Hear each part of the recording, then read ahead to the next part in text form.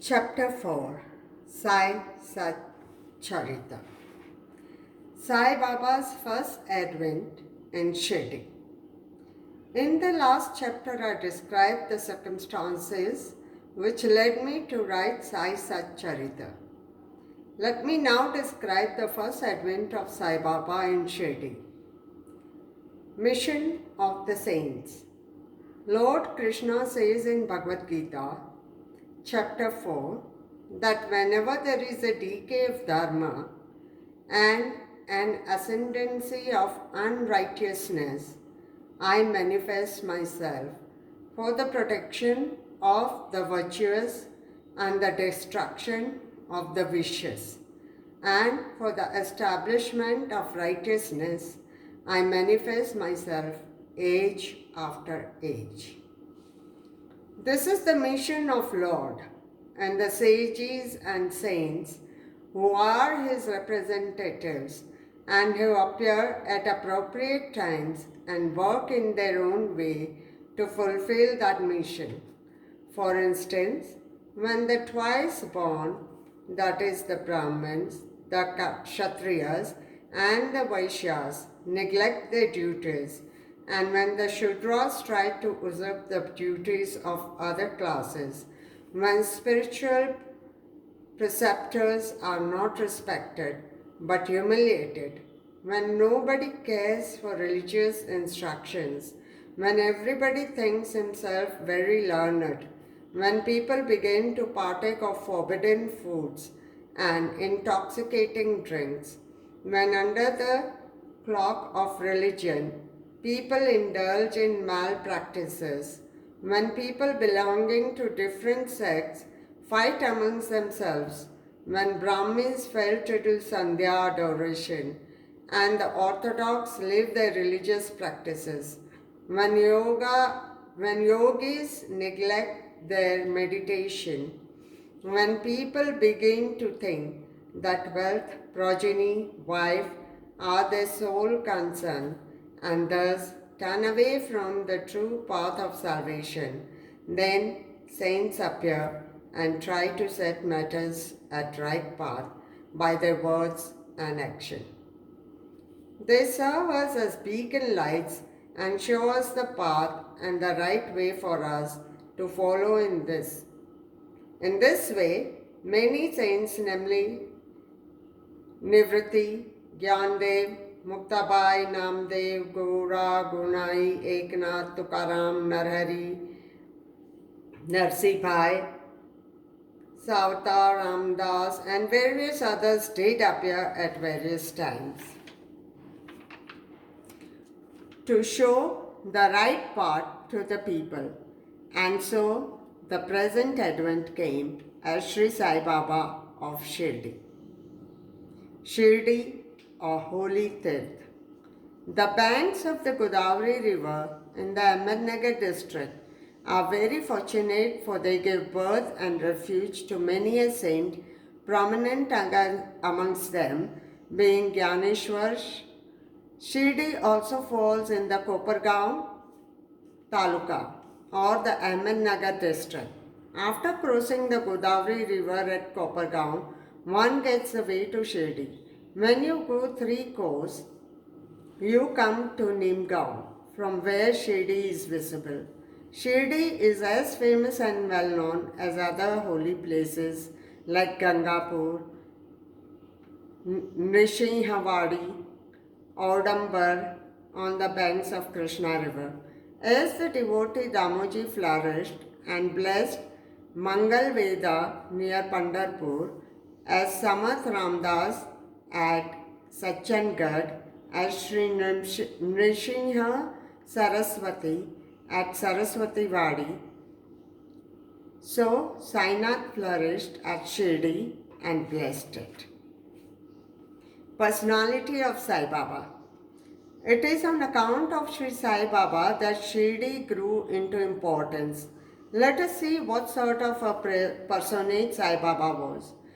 He conquered this sansar, which is very difficult and hard to cross. Peace or mental calm was his ornament, and He was the repository of wisdom. He was the home of Vaishnav devotees, most generous amongst all.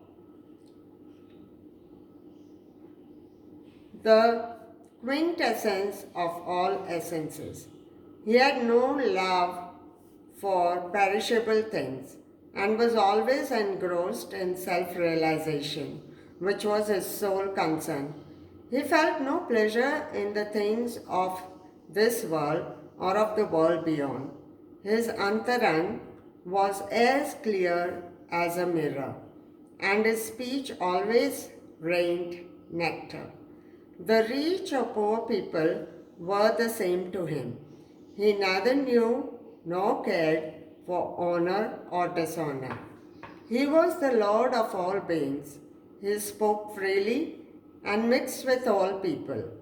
Watched the actings and dances of Nautchkas and heard ghazal songs. Still, he swerved not an inch from Samadhi. The name of Allah was always on his lips.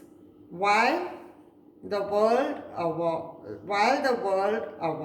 he slept, and while the world slept, he was vigilant. His abdomen was as calm as the deep sea. His ashram could not be determined, nor his actions could be definitely determined. And though he sat in one place, he knew all the transactions of the world. His darbar was imposing. He told daily hundreds of stories. Still he swerved not an inch from the vow of silence. He always leaned against the wall in the masjid or walked morning, noon and evening towards Lendi and Chowdi. Still, he at all times abided in the self. Though a siddha, he acted like a sadhaka. He was meek, humble and egoless and pleased all. Such was Sai Baba, and as the soil of Shirdi was trodden by Sai Baba's feet, it attained extraordinary importance. As Gyaneshwar elevated Alandi, Eknath did to Pathan, so Sai Baba raised Shirdi. Blessed are the grass leaves and stones of Shirdi, for they could kiss the holy feet of Sai Baba and take his dust on their head.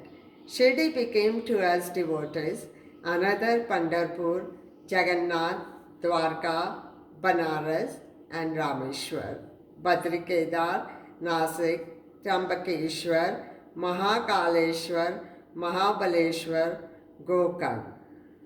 Contact of Sai Baba in Shirdi was like our study of Veda and Tantra. It quietened our sansar, world consciousness, and rendered self-realization. The darshan of Shri Sai was our yoga sadhana, and talk with him removed our sins. Shampooing his legs was our bath in Triveni, Prayag, and drinking the holy water of his feet destroyed our sins. To us, his commands were Vedas, and accepting his Udi was all purifying. He was our Shri Krishna and Shri Ram, who gave us solace, and he was our Par Brahma.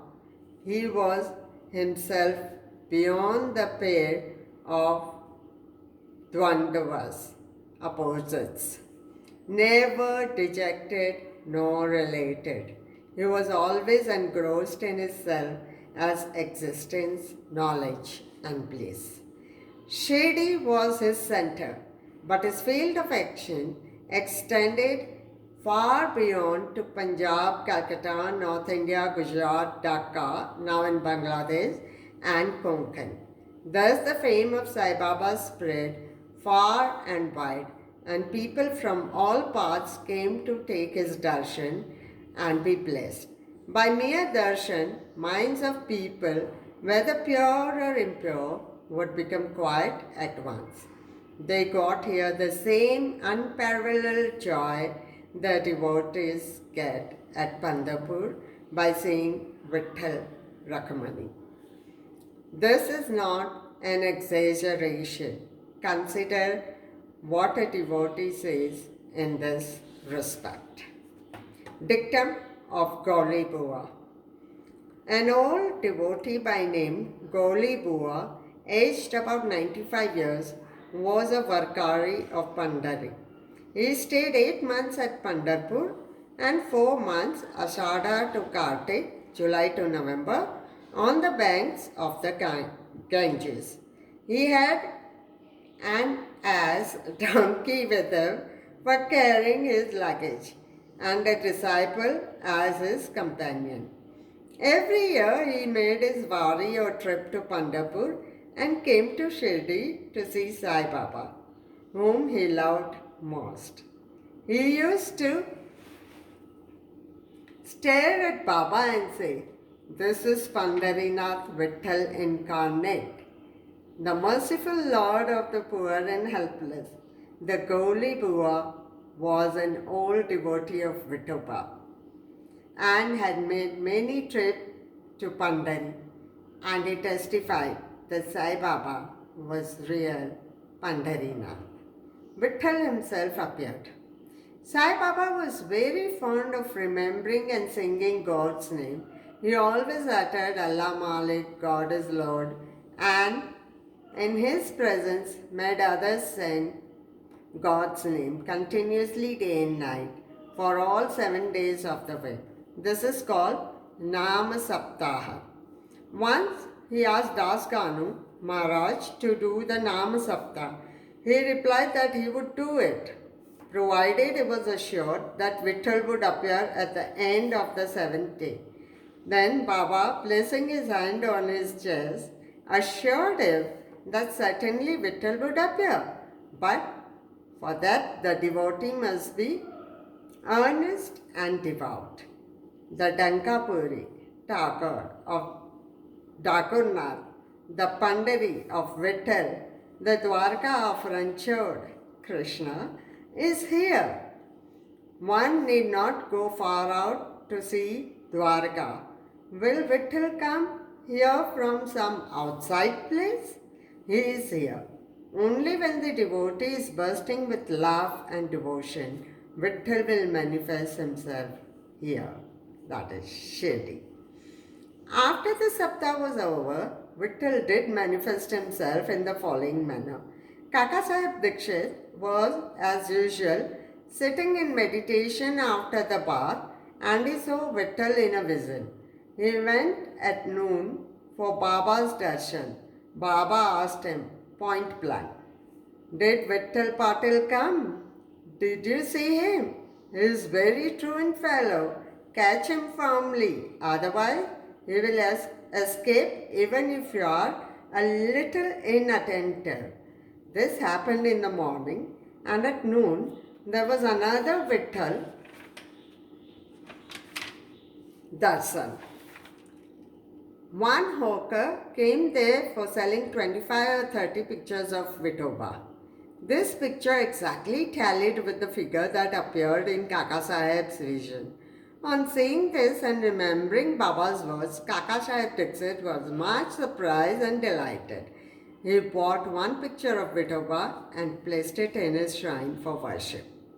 Bhagwantrao Shirshaga's story. How fond was Baba for Vitthal worship was illustrated in Bhagwantrao Shirshaga's story. The father of Bhagwantrao was a devotee of Vithoba and used to make varis, annual trips, to Pandharpur. He also had an image of Vithoba at home, which he worshipped. After his death, the son stopped everything, the vari, the worship, and Shraddha ceremony, etc. When Bhagwantrao came to Shirdi, Baba, on remembering his father, at once said, "His father was my friend, so I dragged him the sun here. He never offered Naivedya, and so he starved Vittal and me. So I brought him here. I shall remonstrate him now and set him to worship. Das Ganu's bath in Prayag. The Hindus think that a bath in the holy tirth of Prayag, where the Ganga and Yamuna meet, is very meritorious, and thousands of pilgrims go there at periodical times to have the sacred bath there. Once Dasganu thought that he should go to Prayag for a bath and came to Baba to get his permission for doing so. Baba replied to him, "It is not necessary to go so far. Our Prayag is here. Believe me." Then, wonder of wonders, when Dasganu placed his head on Baba's feet, out flowed streams of Ganga Yamuna water from both the toes of Baba. Seeing this miracle, Dasganu was overwhelmed with feelings of love and adoration and was full of tears. Inwardly he felt inspired, and his speech burst forth into a song in praise of Baba and his Leelas. Immaculate Conception of Sai Baba and his first advent in Shirdi. Nobody knew the parents, birth or birthplace of Sai Baba. Many inquiries were made, many questions were put to Baba and others regarding these, but no satisfactory answer or information has yet been obtained. Practically, we knew nothing about these matters. Namdev and Kabir were not born like ordinary mortals. They were found as infants in mother of pearl, Namdev being found on the bank Bhimrathi river by Gonai and Kabir on the bank Bhagirathi river by Tamal. Similar was the case with Shri Sai Baba. He first manifested himself as a young lad of 16 years under a neem tree in Shirdi for the sake of bhaktas. Even then, he seemed to be full with the knowledge of Brahma. He had no desire for worldly objects even in dream. He kicked out Maya and Mukti at his feet. One old woman of Shirdi, the mother of Nana Chopdar, described him thus: "The young lad, fair, smart, and very handsome, was first seen under the neem tree, seated in an asan. The people of the village were wonderstruck to see such a young lad to be practicing hard penance, not minding heat and cold. By day, he associated with none. By night, he was afraid of nobody. People were wondering and asking whence the young chap had turned up. His form and features were so beautiful that a mere look endeared him to all. He went to nobody's door, always sat near the neem tree. Outwardly he looked very young, but by his action he was really a great soul. He was the embodiment of dispassion and was an enigma to all. One day it so happened that God Khandova possessed the body of some devotee, and people began to ask him, "Deva, you please inquire what blessed father's son is this lad, and whence did he come?" God Khandova asked them to bring a pickaxe and dig in a particular place. When it was dug, bricks were found underneath a flat stone. When the stone was removed, a corridor was seen in which 4 lights were burning. The corridor led into a cellar where cow mouth shaped structure, wooden boards, rosaries were seen. Khandoba said this led practice penance here for 12 years. Then the popular story of people began to question the lad about this. He put them off the scene by telling them that this was his Guru's place, his holy Watan, and requested them to guard this well.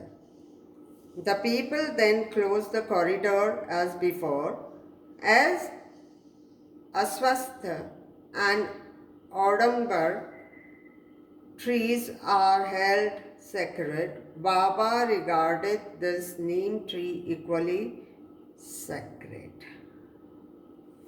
and loved it most. Malsapati and other Shirdi devotees regard this site as the resting place of Baba's Guru and prostrate before it. The Vadas. The site with the neem tree and surrounding space was bought by Mr. Hari Vinayak Sathe, and on this side a big building style Sathe's Vada was erected. This Vada was the sole resting place for pilgrims who flocked there. A platform was built round the neem tree and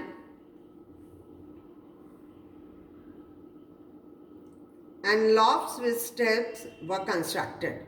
Under the steps there is a niche facing south, and devotees sit on the platform facing north. It is believed that he who burns incense there on Thursday and Friday evenings will by God's grace be happy. This Vada was old and dilapidated and needed repairs. The necessary repairs, additions and alterations have been made now by the Samsthan. Then, after some years, another Vada, Dikshit Vada, was constructed.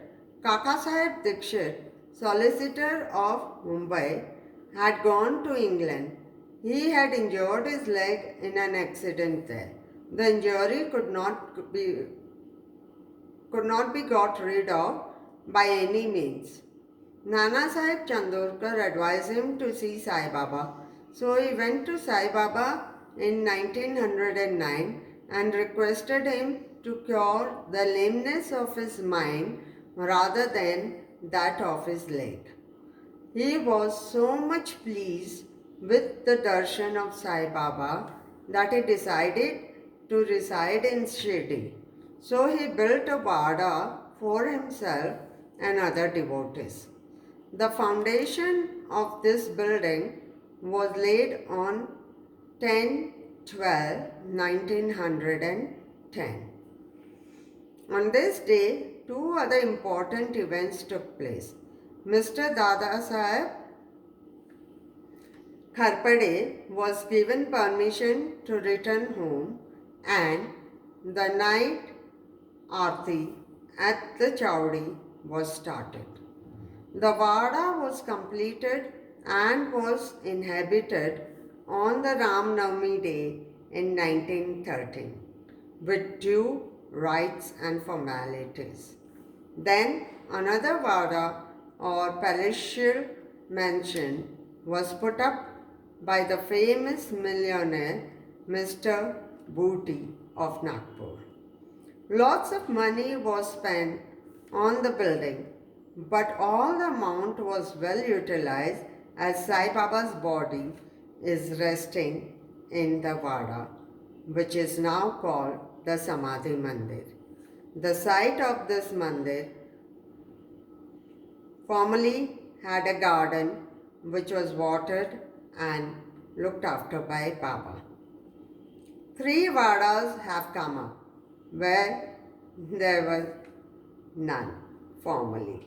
Of this, Satis Vada was most useful to all in the early days. The story of the garden, which was attended by Sai Baba with the help of Vaman Tatya, the importance of absence of Sai Baba from Shirdi,